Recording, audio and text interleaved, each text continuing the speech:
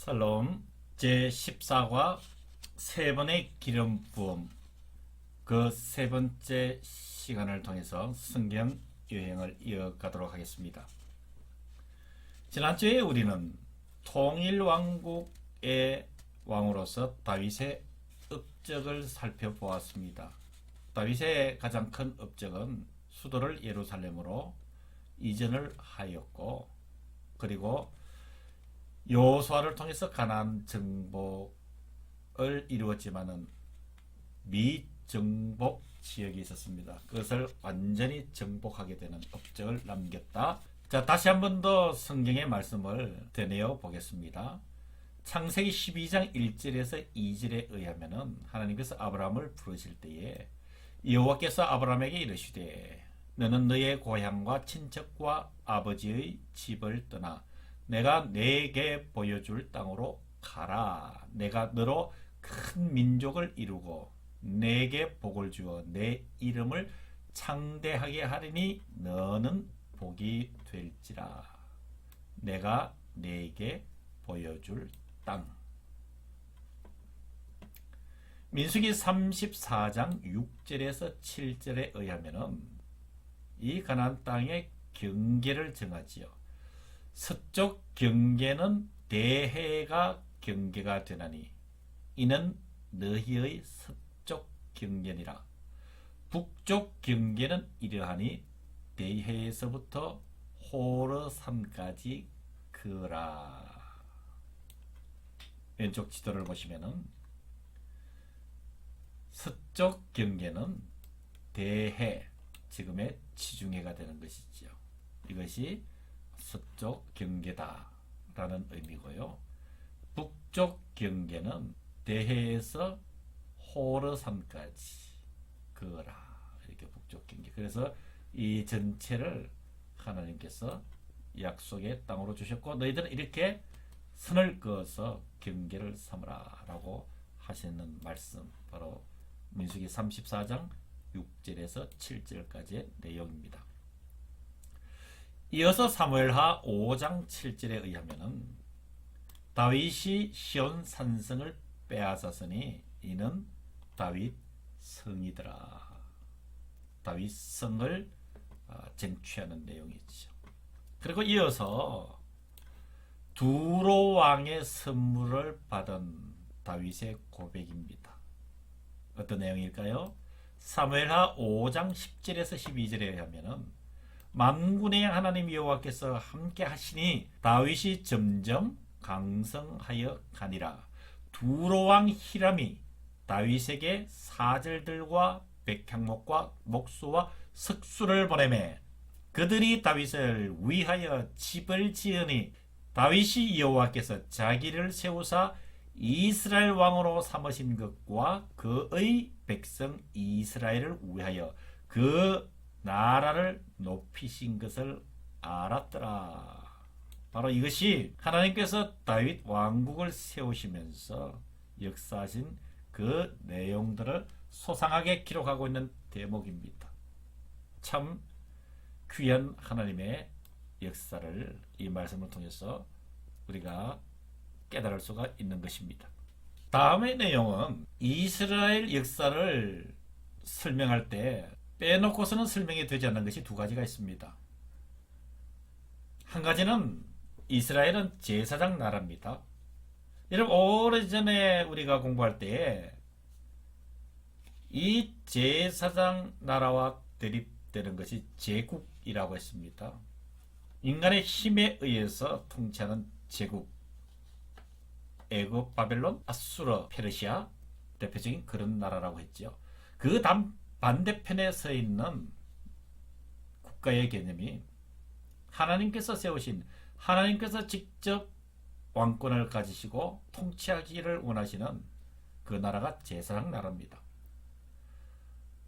두 번째는 이 제사장 나라는 하나님이 통치하시기 때문에 그 통치의 중심이 언약궤입니다. 십계명을 담은, 하나님의 법을 담은 하나님의 임재 상징인 바로 그 언약궤입니다. 그러니까 이스라엘을 설명할 때에 꼭 이 두 가지, 제사장 나라이다, 그리고 그 제사장 나라의 중심에는 하나님의 임재의 상징인 바로 언약궤 성막이기도 하죠. 이 언약궤를 빼놓고는 설명될 수가 없습니다. 자, 이 그림은 바로 언약궤는 이동을 하게 됩니다. 자, 가나안 땅에서도 이스라엘 백성들은 언약궤를 앞세워서 요단강을 건너서 가나안 땅으로 들어오게 되죠. 그리고 길갈로 이동을 합니다. 이리고 전쟁에서 승리한 이 언약궤는 실로라는 곳으로 이동을 합니다. 물론 중간에 여러 가지 사건이 있었습니다만 이 실로에서 언약궤는 에베네셀로 이동을 하게 되고 나가서 멀리 아스돗 그리고 가드로 에그론으로 베세메스로 기럇 여아림으로 그리고 오벤 에돔의 집에서 마지막에 예루살렘으로 이동을 해서 이 언약궤가 안치가 되고 이어서 다윗이 하나님의 언약궤가 이렇게 이동해서는 안 된다 해서 성전을 지어 하나님을 예루살렘에 모시기로 한 것. 여러분, 이 모든 역사의 흐름에 그 내용들의 사건들은 성경을 통해서 이 구조를 염두에 두시고 살펴보시면 분명하게 이 언약궤가 이동하는 경로를 다시 한번 더 발견을 하게 되고 왜 예루살렘 성전이 지어질 수밖에 없었는가 라는 문제도 답이 크게에서 나오게 됩니다. 이런 사실들을 알고 성경을 보시면 여러분들의 신앙에도 도움이 되고 또 성경을 이해하는 데도 큰 도움이 될 줄로 압니다. 그래서 여러분, 이 함께 떠나는 성경 여행이 이렇게 중요하다는 것 다시 한 번 더 확인하시고 이 공부 열심히 함께 할 수 있기를 바라는 것입니다. 자, 이렇게 예루살렘에 정착한 이 다윗은 천년의 모범을 보이게 됩니다. 이스라엘 역사 지금까지 1000년 동안 아브라함으로부터 다윗에 이르기까지 1000년의 모범 결정체입니다. 그것이 다윗의 성전 건축입니다. 이 다윗의 성전 건축은 다윗이 설계한 것이 아니라 하나님의 설계도에 의해서 만들어지게 됩니다. 역대상 28장 19절에 의하면 다윗이 이르되 여호와의 손이 내게 임하여 이 모든 일의 설계를 그려 나에게 알려주셨느니라 이렇게 말씀을 하시죠. 그래서 다윗은 믿음으로 철저하게 준비를 하게 됩니다. 준비하는 과정이 이렇습니다. 먼저 인적 준비를 합니다. 사람을 준비한다는 것이죠. 솔로몬에게 당부를 합니다. 그리고 레위 지파를 계수하고 노래하는 사람들과 문지기들을 임명을 합니다. 그리고 이 성전 건축을 준비하면서 행정 조직을 정비를 하게 됩니다.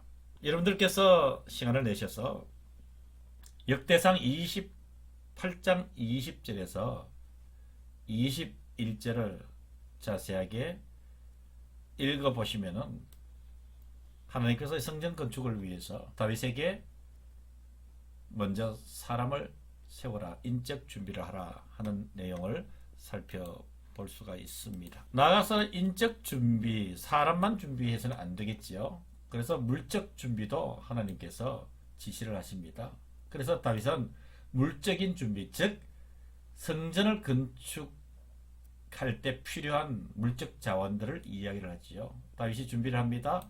그리고 이스라엘의 지도자들도 준비합니다. 온 백성이 동원해서 준비를 합니다.